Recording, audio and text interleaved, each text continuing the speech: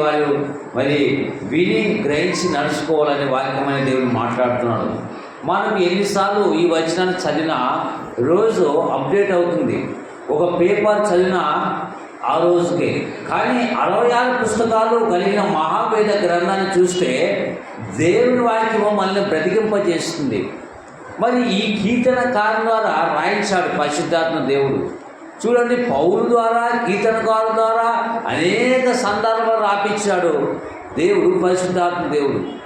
మరి ఇక్కడ చూసినట్లయితే మరి చూడండి, యెహోవాకు కృతజ్ఞతాస్తుతులు చెల్లించుడి, ఆయన నామాన్ని ప్రకటించేవి, జనములలోనే కార్యాలు తెలియడి. ఇన్ని సంగతులు ఈ వచనాల్లో పొందుపరిచాడు దేవుడు. మరి మనకు కావాల్సినటువంటి మాట చూస్తే ఇక్కడ కృతజ్ఞతాస్తుతులు అనే మాట మనం చూసుకుంటాం. పిల్లలు ఏంటంట?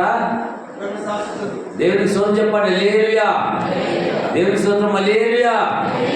ఏది కాబట్టి ఈరోజు ఎంతో మంచి సమాధానము, సంతోషము, సమాధానము కదా. ఒక ఉమ్మడి కలిగిన ఫ్యామిలీలాగా మనం కూడుకొని ఆయన సన్నిధానంలో చేరి స్తుతిస్తున్నాం. కృతజ్ఞతాస్తుతులు అంటే ఏమిటి? వేయబడితే కృతజ్ఞత అంటే, కృతజ్ఞత అంటే ఏంటి? ఎవరైనా బాగా ఉన్నప్పుడు, మన కష్టాల్లో బాగా సొలిసి అలసిపోయినప్పుడు, మరి బంధకాల్లో ఉన్నప్పుడు, అనేక సమస్యలు వచ్చినప్పుడు, ఎవరైనా సాయం చేసినప్పుడు, సార్ మీరు దేవుళ్ళలాగా వచ్చి సాయం చేసేది ఒక మాటకే అని చెప్తుంటారు. ఇక పొగిడేస్తుంటారు.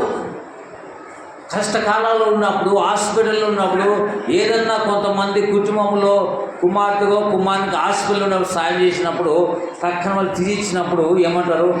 చాలా మంచిది, ఆపదలు ఆదుకున్నా ఉంటారు. కృతజ్ఞత అంటే మనుషులు చేసిన ప్రతి మేలుకి మనం కృతజ్ఞత కలిగి ఉండాలంట కదా. ఒక బస్సులో, ట్రైన్లో, వాహనాలు పోయేటప్పుడు నీకు ఎవరైనా సెల్లినప్పుడు సెల్ తక్కువ ఇచ్చారనుకో, సార్ థ్యాంక్స్ సార్ అన్నారు. అంటే ఏమి?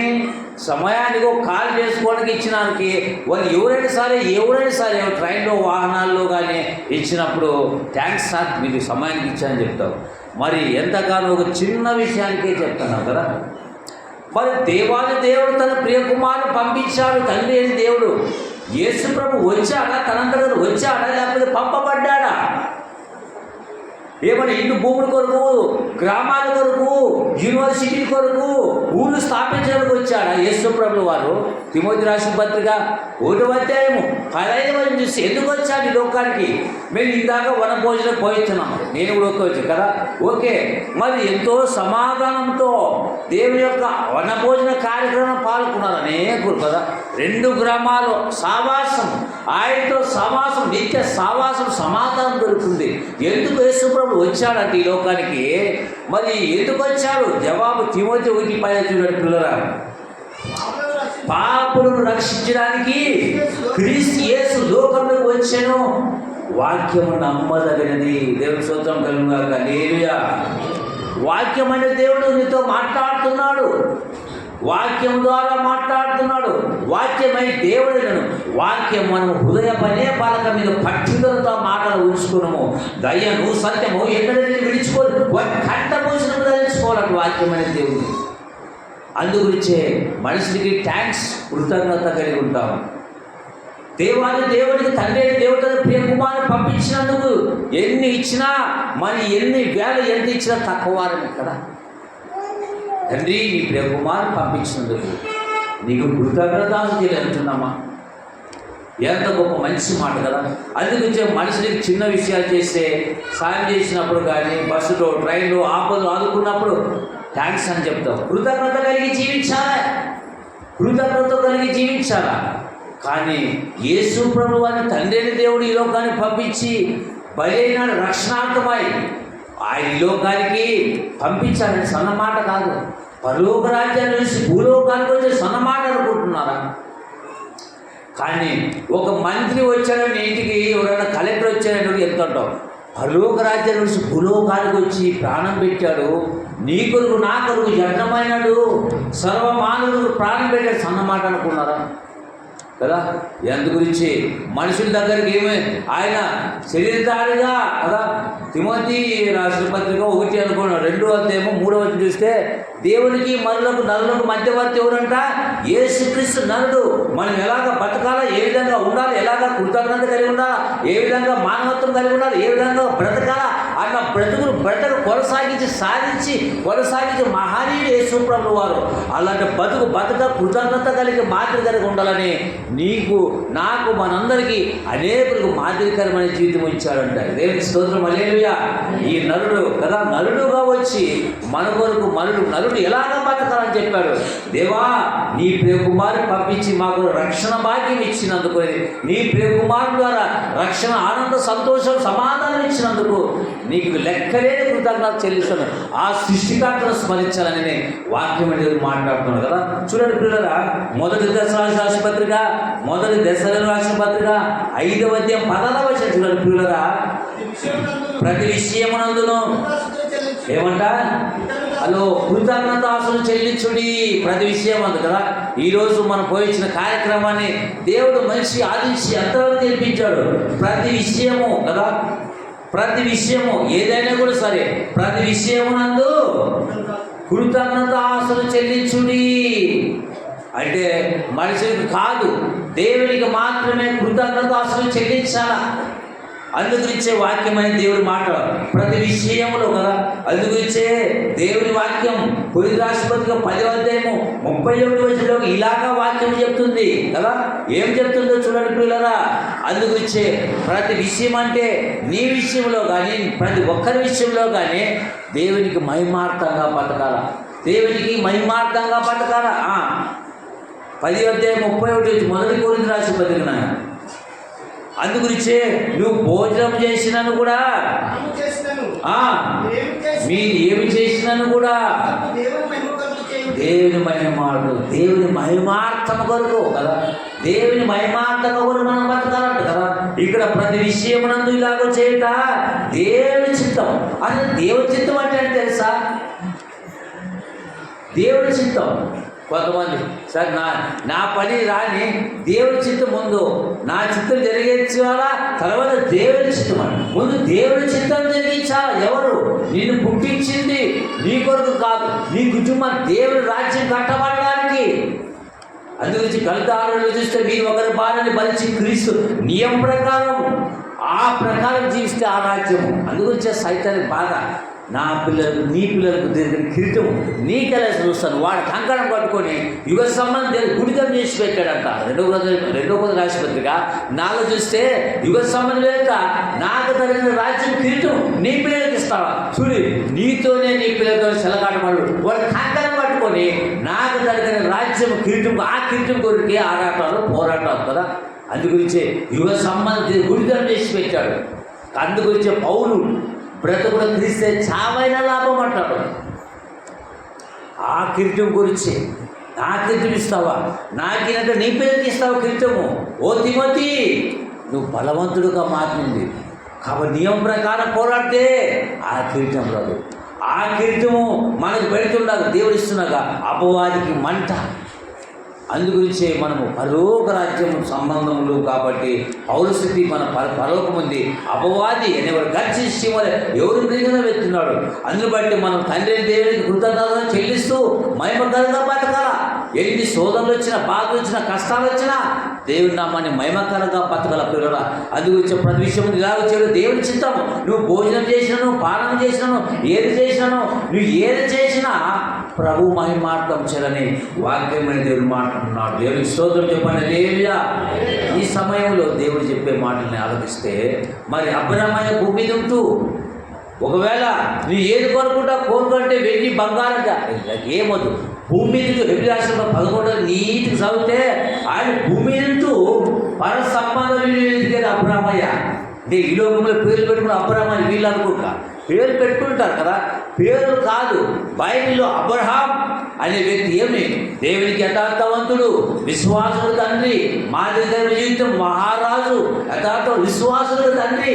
మరి భూమి నుండి డేరాల్లో ఉన్నాడు. మనం ఫ్యాన్లు టెక్నాలజీ ఇంత ఉంటుంది, ఆయన ఎట్లా బతికాడు? మంచి రూముల్లో బిల్డింగ్స్లో ఉన్నాడా? డేరాల్లో ఉండి దేవుని మహిమపరిచిన మహానీయుడు కదా అబ్రహాం, విశ్వాసుడు తండ్రి. ఆరంభంలోనే దేవుని గట్టిగా పట్టుకున్నటువంటి వ్యక్తి. కాబట్టి అబ్రహాము పరిపూర్ణంగా అబ్రహాము మనం బ్రతకాలి విశ్వాసంలో, దేవునికి మహిమార్థంగా బతికాడు. అంత కాలంలోనే ఆరంభంలోనే అన్నాడు. ఆయన ఏమన్నాడు? విశ్వాసుడు తండ్రి. దేవాలయాల్లో ఉండి ఎప్పుడైతే దేవాలయం శిథిలమైపోతుంది, నాకు ఆ గురి ఎక్కడ పెట్టుకున్నాడు చెప్పండి? పర సంబంధమైనటువంటి ఈవులు. ఒకసారి దేవుని చెప్పండి, హల్లెలూయా. అబ్రహాము దేని ఆశ పెట్టుకున్నాడు? సేటు మీద, భూముల మీద. గొప్ప మహారాజు, రైతు మహారాజు, ఆయన ధనవంతుడు, వాటి మీద ఆశ పెట్టుకున్నాడా? లేదు. మరి దేని మీద ఆశ పెట్టుకున్నాడు? అబ్రహామయ్య భూ సంబంధించిన ఆశ పెట్టుకున్నాడు. అందుకు భూమి మీద మీ కొరకు ధనం కూర్చుకోదు, పైన వాటి వెతకండి. ఏం బైబిల్ ఇస్తుందని కొంతమంది లోకాసులకు అర్థపడ్డారు. పైన వాటి వెతకాలని. అది దేవా, నీ ప్రియ కుమారుని రక్షణ భాగ్యం ఇచ్చి మంచి మంచి వాక్యాలు ఇచ్చిన నీకు నేను కృతజ్ఞతలు చెల్లిస్తున్నాను. ఆయన ఘనపరిచే భాగ్యాన్ని ఇచ్చాడు, బలం ఇచ్చాడు, ఆయుష్ ఇచ్చాడు, ఆరోగ్యం ఇచ్చాడు. అందును బట్టే దేవాది దేవుడు, తండ్రి అయిన దేవుడు తన ప్రియ కుమారుడు రక్షణ భాగ్యం ఇచ్చి నీకు బలము, శక్తి, ఆస్తి, ఆరోగ్యం, బలం ఆవిష్యించాడంటే దేవుని గణపరచడానికి కానీ నీ గురించి నువ్వు కాదు. ఎందుకంటే పరలోక రాజ్యం నుంచి భూలోకాన్ని పంపించాడు తండ్రి అయిన దేవుడు. ఎవరి కొరకు? సర్వమానవులు. ఇండియా కొరకేనా? ఎవరి కొరకు? అందరి కొరకు. అనేకులు క్రయధనంగా ప్రాణం పెట్టడానికి వచ్చాకనం కొరకు రాలేదు. అందుగురించే సమయంలో పిల్లరా, దేవా యేసుప్రభుని పంపించి రక్షణార్థమని మాకు పంపించినందుకు నీకు లెక్కలేని కృతజ్ఞతలు చెల్లిస్తానని ఆయన ఘనపరిచే భాగ్యం ఇచ్చారు కదా. ఎంత గొప్ప మంచి మాట. అందుగురించే ఏది చేసినా, భోజనం చేసినాను, పానం చేసినాను, ఏది చేసినాను ప్రభు మహిమార్థం చేయాలి కదా. ఎఫెసీయులకు రాసిన పత్రిక 5:20 చూడండి పిల్లరా. అబ్రహామయ్య 5 సుగుణాలు నేర్చుకోవాలి కదా. విశ్వాసం, మహారాజు, యథార్థవంతుడు, విశ్వాసుడు తండ్రి, ఆయన భూరాజు కదా, ధనవంతుడు. ఇటువంటి గుణగణాలు మనలో ఉండాలి. మనం పేర్లు పెట్టుకున్నాం, పేరు తగ్గట్టు జీవితం జీవిస్తే ఆధ్యాత్మిక జీవితం నడిపించుకున్నారు పిల్లల. ఆత్మీయ జీవితం నడుచుకుంటే ఆశీర్వాదములు. చూడండి ఎఫెసీయులకు రాసిన పత్రిక 5:20 ఏముందంటే, సమస్తమును మన ప్రభు యేసుక్రీస్తు పేటను. ఎవరి పేట వచ్చాం మనం ఇక్కడ? మనమంతా ఎవరు? ఎక్కడి వారము? యేసు రక్తంలో కడగమని ప్రతి ఒక్కరు ఉమ్మడి ఫ్యామిలీ ఏం చేయాలంట? భోజనం చేసేదంటే 3 పూట భోజనం చేస్తాం దేహానికి. మరి ఎవరు చేయాలంట? దేవుని రాజ్యం ప్రకటించాలా, ఆయన మరణం ప్రచురించాలా, ఆయన రాజ్యాన్ని కట్టబడాలా. నువ్వు ఏది చేసినా దేవుని మాటలు ప్రకటించాలా. దుంటాడు పైన సువార్త ఇక్కడ ప్రకటించకూడదు సార్. యేసుప్రభు దేవుని కుమారుడు, దేవుడు కాదంటారు కొన్ని. సువార్త చెప్తున్నప్పుడు కూడా వెళ్ళిపోయా, మాకేం చెప్తాం, మాకు అంతే వెళ్ళొచ్చు ఇన్ని వాళ్ళకే చెప్తాను. రోజు 10 పత్రికలు కానీ 20-30 ప్రకటిస్తుంటాం. కానీ వాళ్ళ కొరకు మనం ప్రార్థన చేయలేదు. క్రీస్తు విరోధ లోకం లేకపోలేదు, అయినప్పుడు కూడా మనం దేవుని కృప బట్టి మనం ప్రార్థన చేయాలని చెప్పాలి. చదవండి.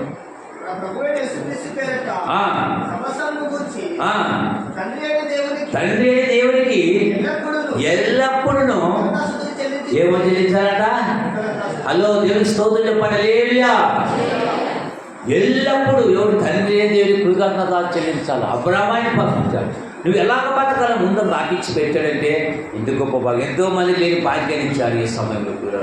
అందుగురించి తండ్రి అయిన దేవునికి నువ్వు ఏది చేసినా ప్రభు యేసుక్రీస్తు పేరట సమస్తమును తండ్రి అయిన దేవునికి ఎల్లప్పుడూ కృతజ్ఞతాస్తులు ఏం చేయాలట? చెల్లిస్తున్నామా? ఎట్లా చెల్లించాలా? ఒక స్తుతులు, స్తోత్రములు, కృతజ్ఞతాస్తులు ఎప్పుడు ఇదేనా కాదు, ఎట్లా చెల్లించాలి? మొదటి యోహాను రాసిన పత్రిక 3వ అధ్యాయము 18వ వచనము. అబ్రహాము సత్క్రియలు గొప్పవి. సత్క్రియలు ఏమైంది తెలుసా? అబ్రహాము లేక సత్క్రియ నా కుమారుడు ఇస్తామని. ఓకే నాకు ఇస్సాకు ఇస్తే నాకు 1000 మంది ఇంకా 100 మంది ఇస్తాడని నమ్మాడు. ఎవరు? అబ్రహామయ్య. లేక ఇచ్చావు కదా దేవుడా, నీవి నా కుమారునే దొరికాడా అన్నాడా? లేదు. నాకు ఇస్తే బలిస్తే కుమారుని డబల్ ఇచ్చేస్తాడు, 100 మంది యొక్క ఇస్తాడు అని నమ్మాడు. విశ్వాసము. అందుగురించే మనం విశ్వాసం కర్తవ్యుదాన్ని కొనసాగి యేసు వైపు మనం చూడాలా. తండ్రి అయిన దేవుడు యేసు ప్రభు వారు చేసే భాగ్యం ఇచ్చాడు. కాబట్టి ఎంత గొప్ప మంచి మాట చూడండి. ఏం చెప్పాను చదవండి. అందుగురించే మనము కూడా మహిమార్థంగా మనము బతకాలా, మహిమకరంగా బతకాలా. చిన్నపిల్లలారా మాటతోనూ ఏం బైబిల్ చెప్తుంది? వయసు చిన్నవాడిన వాక్యం లేకుండా చిన్నవాడిని. నాకు తెలియదు, నేను చిన్నవాడిని. ఎందుకంటే నేను ఒక సందర్భంలో ఆయన దైవ సేవకుడు ఎమ్మెల్యేలో ఉంటాడు, పరిచర్య చేసేటువంటి దేవుడి సేవకులకి బట్టలు ఎదురు పరిచర్య చేసి సేవ చేసే ఎంతగానో కష్టాల్లో మంచి సమరైన వాళ్ళే ఆక్రిస్తే మంచి ఆధ్యాత్మికంగా ఉంటూ పరిచర్య చేసేవారిగా ఉండాలి. అన్నం ఎట్లా చేసింది? మంచి దేవాని సన్నిధి దేవాలను మహిమకరంగా బతికినటువంటి వ్యక్తి. అలాగా అబ్రహాం వలే అన్న వలే జీవితాలు జీవిస్తే దేవుని మహిమార్థం ఎంత చదవని మొదటి రాసిన 3వ అధ్యాయము 18లో చూస్తే లేఖనం ఈ విధంగా చెప్తుంది. ఇది ప్రతి ఒక్కరికి సంబంధించిన దైవ వర్తమానం. చూడండి పిల్లరా, 3వ అధ్యాయం 18 వచ్చిన మొదటి యోహాను రాసిన పత్రిక. చిన్నపిల్లలారా మాటతోనూ నాలుకతోనూ ఆక క్రియతోనూ సత్యముతోనూ ప్రేమితులు. ఎవరు? సత్యము యేసుక్రీస్తే. సత్యానికి వస్తే ఈ లోకానికి వస్తే యేసుక్రీస్తే సత్యమయ్యా. సత్యమైన పేరు సత్యం కలిగి మనం బ్రతకాలి పిల్లల. ఈ భూమి మీద 60-70 సంవత్సరాలు 90 కింద పని అవుతుంది. ఈ ఆవిష్కరణ ఎంతకాలం? ప్రభు మహిమార్థంగా మాటొద్దు, పనితనము కదా. మాట చేత కాక క్రియతో సత్యంతో ప్రేమించాలంట. ఎవరిని? యేసు మన కొరకు ప్రాణం పెట్టాడు. అదే వచ్చిన 15-14 చూస్తే మన కొరకు ప్రాణం పెట్టాడు. మనము కూడా మన సహోదరుని ప్రాణం పెట్టబద్ధమై ఉంటాడు కదా.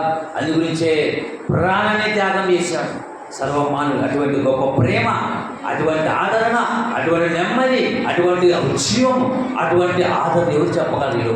మహనీయులు ఎంతోమంది మహాత్ములు ఎందరో ఉన్నారు, ఎవరు త్యాగం చేయలేదు. ఒకవేళ యేసుప్రభు మహనీయుడిగా అద్భుతాలు చేసేవాడుగా ఉంటే కేవలం అద్భుతాలు చేసే మాట్లాడిలాగా నిలిచిపోలేదు. ఆయన చేసింది రక్షణార్థమై ప్రాణం పెట్టాడు నీ కొరకు. నాకు ఎంత గొప్ప భాగ్యం దేవా, నేను కృతజ్ఞతలు చెల్లిస్తున్నాయా. తండ్రి అయిన దేవా, నీ ప్రియ కుమారుని పంపించినందుకు ఈ లోకానికి నేను లెక్కలేని కృతజ్ఞత ఎంత చెల్లించాలంట? క్రియరూపకంగా చదివారు కదా. మాటతోనూ కాక నాలుకతో కాక క్రియతో సత్యముతో ప్రేమించేవారు కదా. ఎంత గొప్ప భాగ్యం. ఈరోజు పూలు చెప్పినాను, ఆస్తి మన చేతిలో, ఆస్తి ఎవరి చేతిలో? దేవుని చేతి చెప్పినాను. మీరు చిక్కాలని అడిగి ఇప్పుడు పూలు సార్ అంటే ఆస్తి మన చేతిలో, ఆస్తి దేవుని చేతిలో ఉంది. ఆస్తినే కాదు, పరలోక రాజ్యం సంపాదించుకోవాలి పిల్లలా. ఈరోజు చెప్పాలనుకున్నాను కానీ ఎందుకంటే ఈరోజు ప్రభు మహిమార్థంగా మనం కృతజ్ఞత చెల్లించాలని ఈ యొక్క పాఠం వాక్యం వింటున్నాం పిల్లలా. అందుగురించి మనమంతా యేసు రక్తంలో కడగబడిన ప్రతి ఒక్కరూ ఆయనకు మహిమార్థంగా జీవిస్తే దేవుడు మనం దీవిస్తాడు. చదవండి, మరి మాట చేత కాక క్రియతో సత్యంతో ప్రేమించే వారుగా ఉండాలని బైబిల్ గ్రంథం చెప్తుంది. మొదటి దశలో రాసిన పత్రిక 5:10. నీవు ఒకవేళ దేవుడు నమ్మి పాపం తీసుకొని సువార్త మనం ప్రకటించుకోకుండా ఎప్పుడు తినేది ఉన్నట్లయితే ఆయన శరీరాన్ని ఆయన యొక్క రక్తాన్ని తింటే అది లాభం లేదు. ఏం చేయాలంట? ఊకే తింటుంటే ఏం చేసి సోమవారంగా ఉంటాడు. ఊకే ఉండరాదు, మరణాన్ని ప్రచురించాలా. పాట ద్వారా చెప్తావా, కలపంది ద్వారా చెప్తున్నావా, వ్యక్తిగతంగా చెప్తున్నావా? నీకు ఇవి ఎల్లప్పుడూ ఆనందించేదే కాదు, నీ సంతోషాన్ని పంచాలి. అడగదు కదా, ఈ సంతోషము నీకు కావలినా కదా, ఈ సంతోషం నీకు కావలినా నేడు యేసు నీ యొద్దకు రాము, నేడు యేసు నీ యొద్దకు రాము. ఈ సంతోషము నీకు కావలినా, ఈ సంతోషము నీకు కావలినా నేడు యేసు నీ యొద్దకు రాము.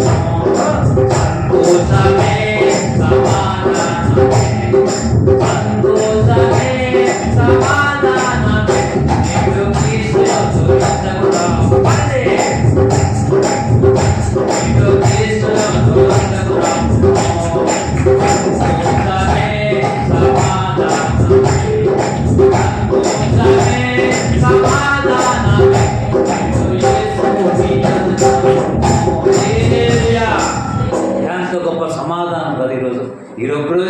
వనభోజ కార్యం చేసుకునే కాదు, ఎల్లప్పుడూ ఆనందించాలంటాడు.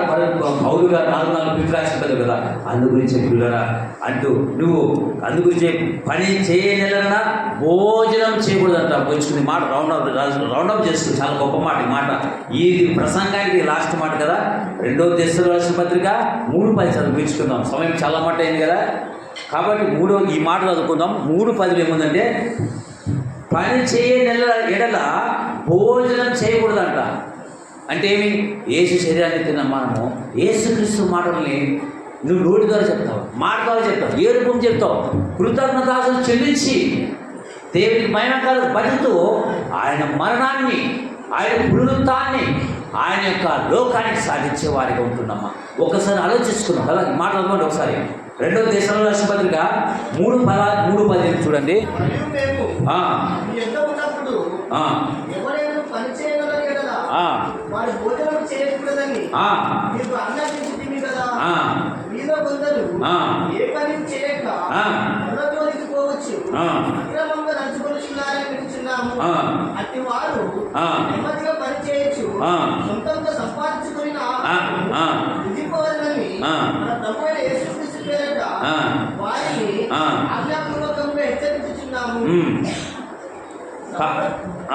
పని చేయనలే 2 దశలోని 3:10 కదా. ఏముంది? పని చేయనలనా. ఏ పని? సువార్త పని. అంటే ఏ పని చెప్పారు కదా సేవలను, దేవుని పని సువార్త పని ప్రకటించాలా కదా. సువార్త పని ప్రకటిస్తే దేవుడు కార్యం జరిగిస్తాడు, ప్రతి ఒక్కరి మీద లెక్క అడుగుతాడు. కాబట్టి భూమిని కొద్ది కాలంలో మనము దేవునికి మహిమకరంగా బతుకుతున్నామా. దేవునికి ఎలాగ మన జీవితాలు ఉన్నాయి. ఒకసారి ఆలోచన చేసుకుందాం పిల్లరా. అందుగురించే యెహోవాకు కృతజ్ఞతాస్తుతులు చెల్లించుడి, ఆయన నామాన్ని ప్రకటన చేయుడి, జనములు ఆయన కార్యాలను. ఎవరు కార్యాలంట? యేసు కార్యాలను, యేసుక్రీస్తు కార్యాలను ఏం చేయాలంట? ఆయన కార్యాలను తెలియజేయుడి. తండ్రి దేవునికి యేసు సమస్తమును ఆ యేసు మన ప్రభువైన యేసుక్రీస్తు సమస్తం తండ్రి దేవునికి ఎల్లప్పుడూ కృతజ్ఞతాస్తుతులు చెల్లించుడని లేఖనం సెలవిస్తుంది. పిల్లలు ఒకసారి మన జీవితాన్ని మనం ఆలోచించుకుంటాం కదా. లోక సంబంధమైనటువంటి పాటలు, లోక సంబంధ వివరాల కంటే యేసులో ఆనందం దొరుకుతుంది. అటువంటి కృప, అటువంటి ఆనందం, అటువంటి ఐశ్వర్యం, అటువంటి ఆవిష్యం మనకి ఇచ్చాడు. ఒకసారి మన జీవితాన్ని మనం ఆలోచన చేసుకుందాం. చిన్న ప్రార్థన చేసుకుని పిల్లలు ఆలోచించండి. కృపామయ, ఎందుకు కృతజ్ఞతాస్తుతులు చెల్లించాలంటే మమ్మల్ని పుట్టించినందుకు, విమోచించినందుకు, కాపాడినందుకు తండ్రి దేవా నీ ప్రేమను పంపించినందుకు అందులో బట్టి కృతజ్ఞతాస్తుతులు చెల్లిస్తున్నాం. కొన్ని విషయాలు మాకు సాయం చేసినందుకు 103:105 దేవా యెహోవా కృతజ్ఞత చెల్లించడం చెప్పిన కొన్ని విషయాలు పట్టు దేవా, కొన్ని విషయాలు మాకు సాయం చేసినందుకు చెల్లిస్తాం. క్రీస్తు పేరట వేడుకుంటున్నాం తండ్రి. ఆమేన్.